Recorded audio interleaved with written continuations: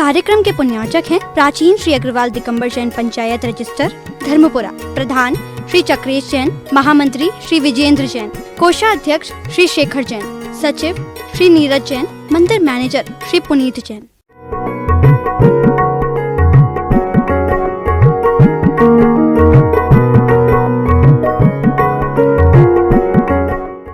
सोचिए, मन किस तंत्र में लगा हुआ है? महामंत्र के तंत्र में लगा है, महामंत्र में लगा हुआ है कि किस में लगा? जवाब देने के तंत्र में लगा हुआ है, पाप तंत्र। बस सोचो, जिस समय अपन मंदिर पहुंचते हैं, हम लोगों से कहते ये बताओ निस्सही का अर्थ क्या होता है? भाई मैं भगवान के दर्शन करने आया हूँ, इसलिए मुझे किसी को मेरे दर्शन से, मेरे मंदिर आने में किसी को कोई तकलीफ ना हो, इसलिए मैं मंदिर आने की अनुमति चाहता हूँ। पर हम कहते हैं हाँ ये तो है। निस्सही का अर्थ ये कि ये भी होता है कि मैं जब तक भगवान के पास जा रहा हूँ, अब मेरा मन से, वचन से, काय से सब कुछ, सबसे मेरा कोई वास्ता नहीं है। मैं एकदम निश्चित रूप से सही बन कर के जा रहा हूं, बिल्कुल सीधा, कोई कुटिलता नहीं। एक बार नहीं, अच्छी जोर से बोलो, निस्सही। मेरा अब किसी से कोई वास्ता नहीं। मेरा अब मेरे भगवान और मैं, मेरे गुरु और मैं, इसके अलावा और कोई नहीं होगा। ये भी निस्सही का एक अर्थ है। जैसे ही अपन जाते हैं, लोगों से हम कहते हैं ये बताओ मंदिर के बाहर पहुंचते हो, आपसे ये कहा जाता पैर धो, है ना? जैसे ही पैरों पर पानी डालते हो, उसी समय अपने आप को एक और थोड़ा मन में एक विचार करना चाहिए कि मैं पैर धो रहा हूं। पैर धोते साथ साथ अपने मन भी धो लेना चाहिए। कैसे धोया जा सकता बताओ मन को? भावनाओं से, संकल्प से। सोचो कि अब मैं जब तक मंदिर में रहूंगा किसी के बारे में नहीं सोचूंगा, किसी के बारे में कोई कितना भी भला कहे, अच्छा कहे, ऐसे समय पर हमें कसाय नहीं करना है। इसलिए पैर धोते ही साथ साथ अपना क्या धोना चाहिए? मन भी धोना चाहिए। मन गंदा हो और पैर अच्छे से धो धा के आ गए हो तो धर्म ध्यान नहीं होता। कई लोगों को एक ही काम होता है मंदिर में। क्या काम होता है? वो यहाँ सो करत है, वो पूजा में जो हंसी चढ़ात है, ये पूजन भगवान में ऐसा अभिषेक करता है।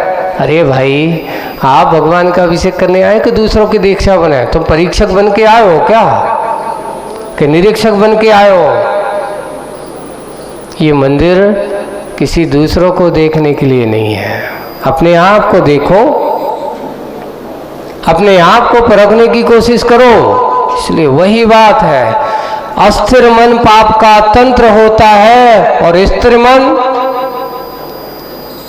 ही महामंत्र होता है। एक स्वच्छंद है और एक स्वतंत्र है। अपने आप को देखिए, एक स्वतंत्र अपने आप में लीन है, स्वतंत्र में लीन है, इसलिए वो स्वतंत्र है, और एक परतंत्र में लीन है, इसलिए स्वच्छंद है। इसलिए परतंत्रता और स्वच्छंदता व्यक्ति के जीवन में परेशानी ही पैदा करती है, और जहाँ स्वतंत्रता है वहाँ परेशानी कुछ होती ही नहीं है। एक परेशानी शब्द किसी ने पूछा, परेशानी शब्द का अर्थ बताओ। परेशानी किसे कहते हैं? अरे जो पर में अपेक्षा लगाए सो परेशान है। बताओ आप किसके कारण से परेशान हो? आत्मा में रहने वाला कभी परेशान नहीं रह सकता। परेशान कौन होता है? परेशान वह होता है जो पर के बारे में सोचता है, पर से अपेक्षा रखता है, पर के विचारों के लिए अपना विचार बना करके सोचता है आज उनके लिए ऐसा कहा, आज ये करना है। पर प्रत्यय जब भी आएगा परेशानी आएगी। जहाँ 100 प्रत्यय है सारी परेशानी गौण हो जाती है।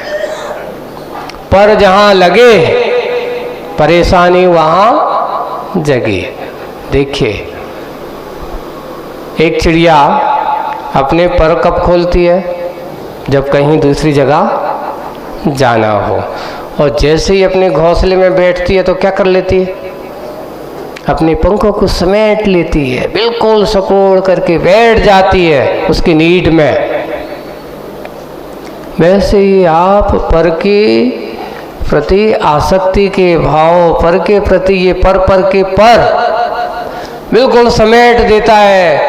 भगवान के सामने मन से, वचन से, काय से मात्र एक ही ध्यान होता है, एक ही गान होता है, बस परम वीतर मुद्रा, परम वीतराग मुद्रा समेत भविजन को निज अनुभूति देत।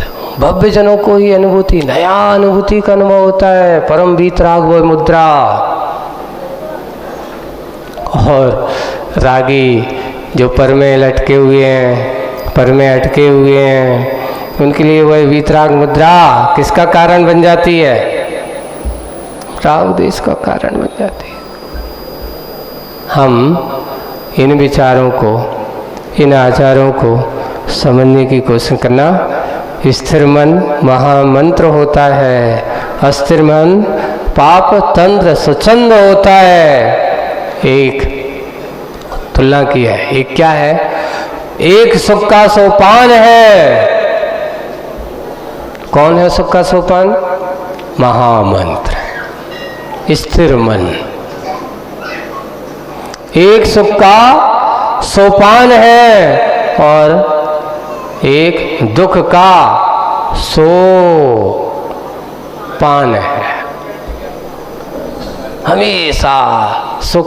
देखिए सोपान शब्द की कितनी व्याख्या कर दी है। सा को इधर करके पान शब्द डाल दिया अकेला, बस। यहां पर सोपान यानी सीढ़ी। सोपान का अर्थ क्या होता है? सीढ़ी है, चढ़ने है। सुख की सोपान है, आपको ऊपर चढ़ना है, और सीढ़ी अगर हो तो आप ऊपर की मंजिल पर चढ़ सकते हो। लेकिन जहां मात्र अस्थिरता है, पाप तंत्र है, वहां दुख का ही नियम रूप से पान यानी सेवन है। सो पान, सो यानी निश्चित रूप से दुख का ही पान है, सेवन है, स्वाद है, उसके अलावा और कुछ नहीं है। क्या करना है? स्थिर मन, अस्थिर मन उसमें ही लगा हुआ है, सेवन उसी में लगा हुआ है। ऐसी ही बात है। पुनः शूल जिज्ञासा व्यक्त करता है। शूल अनर्थ कांटा। अपनी एक जिज्ञासा व्यक्त करता है। कौन सी? मोह क्या बला है? मोह क्या बला है और मोक्ष क्या कला है? ये बताइए। एक को बला और एक को कला है। इनकी लक्षणा मिले, व्याख्या नहीं। लक्षणा देखिए, लक्षणा का अर्थ होता है जिसके द्वारा लक्षित होता है, पहचान होती है, चिन्हित करना है। जैसे नीम का लक्षण क्या है? लक्षण तो उसके कहते कड़वापन, हाँ उसका स्वभाव कहो, लक्षण कहो। प्रतीक जन जो कहते हैं उसका लक्षण यही है, पहचान उसकी कि जो कड़वा है उसके स्वभाव से, वही हमें चाहिए, व्याख्या नहीं चाहिए। मुझे मोह क्या बला है और मोक्ष क्या कला है, इसका मुझे लक्षण चाहिए, जिससे हमें पहचान मिले। व्याख्या नहीं, लक्षणों से ही दक्षिणा मिलती है। अगर तुम्हारे अच्छे लक्षण हो, अच्छा स्वभाव हो, उसके अनुसार ही तुम्हें क्या मिलती है? दक्षिणा मिलती है। लंबी गगन चूमती व्याख्या से, बहुत ज़्यादा व्याख्या कर दी जाए, लंबी और कैसी?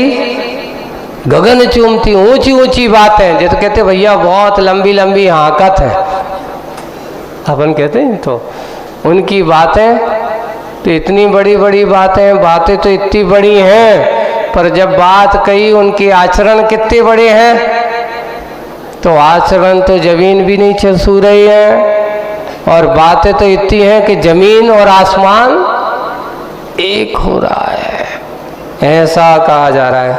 तो उन्होंने कहा लंबी गगन चूमती व्याख्या से मूल का मूल्य कम होता है। मूल जो बात है उसका मूल्य कम होता है, सही मूल्यांकन गुम होता है, उसका सही मूल्यांकन नहीं हो पाता, उसका सही पता नहीं होता। मात्रानुकूल भले ही, जिसनी मात्रा है मात्रा के अनुकूल भले ही दुग्ध में जल मिले तो, दूध में जल मिले तो दुग्ध का माधुर्य कम होता अवश्य। दूध की मीठापन उसका कम होता अवश्य। जल का चातुर्य जम जाता है रसना पर, यानी दूध का मीठापन क्या हो जाता है? कम। और पानी कैसे आने लगता है? किसका स्वाद आने लगता है? पानी का चातुर्यपन। भैया पता चल जाता है कि भैया इसमें पानी ज़्यादा है और दूध कम है जल में, यही बात यहाँ पर। दुग्ध का माधुर्य कम होता अवश्य, जल का चातुर्य जम जाता है किस पर? रसना पर। कंटक की जिज्ञासा का जिज्ञासा समाधान पाती है शिल्पी के संबोधन से। वो कंटक की जो जिज्ञासा थी वो समाधान पाती है किसके माध्यम से? शिल्पी के संबोधन से। अब वो अपनों को छोड़कर पर पदार्थ से प्रभावित होना ही मोह का परिणाम है। उसने पूछा ये बता मोह क्या बला है और मोक्ष क्या कला है? ये प्रश्न पूछा था तो उसका उत्तर मिला। आप लोग सोच लेना मोही प्राणियों, अपन सब इसके बारे में जानना, चिंतन करना, हम भी मोही तुम भी मोही, पर अंतर इतना है कि तुम्हारे मोह में और हमारे मोह में बहुत अंतर है। कितना अंतर है? बहुत अंतर है।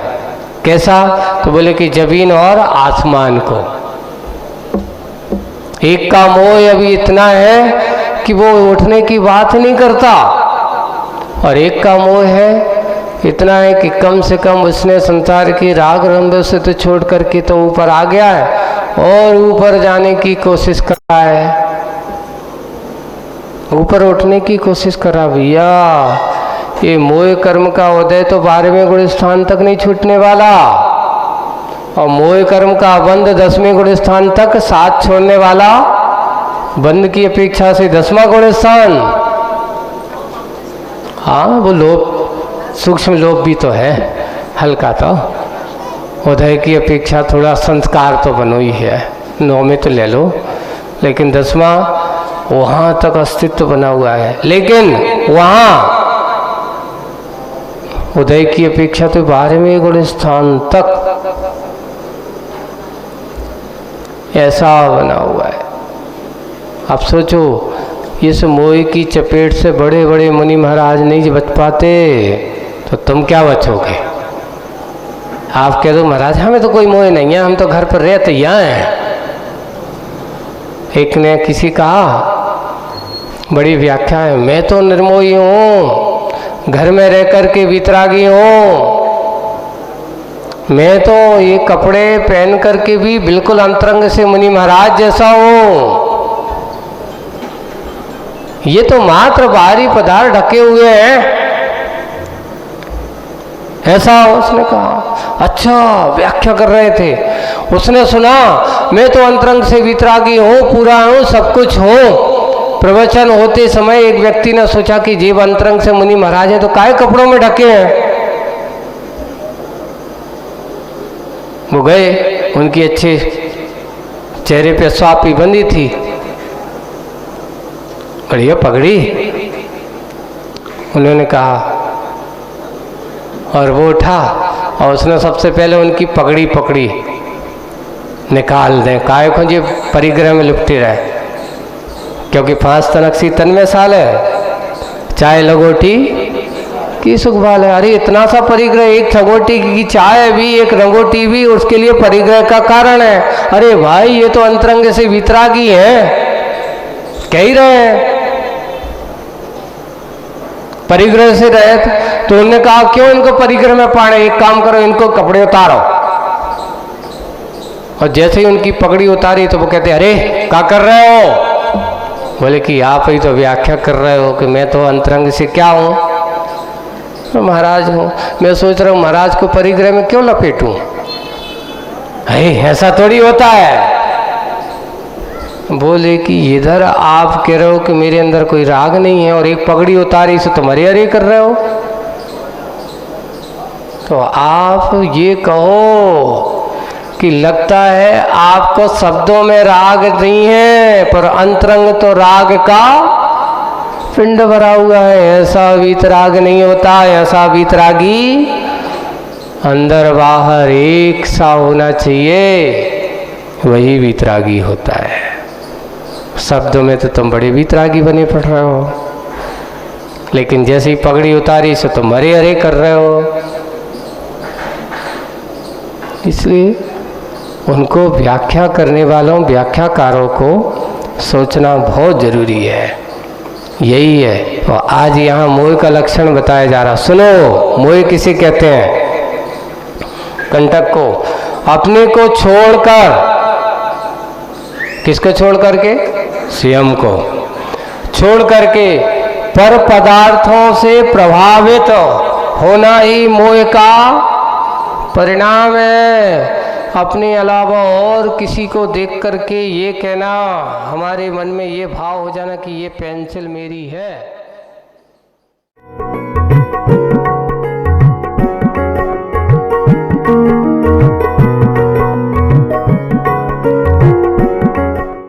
इस कार्यक्रम के पुण्यार्चक थे प्राचीन श्री अग्रवाल दिगंबर जैन पंचायत रजिस्टर धर्मपुरा, प्रधान श्री चक्रेश जैन, महामंत्री श्री विजेंद्र जैन, कोषाध्यक्ष श्री शेखर जैन, सचिव श्री नीरज जैन, मंदिर मैनेजर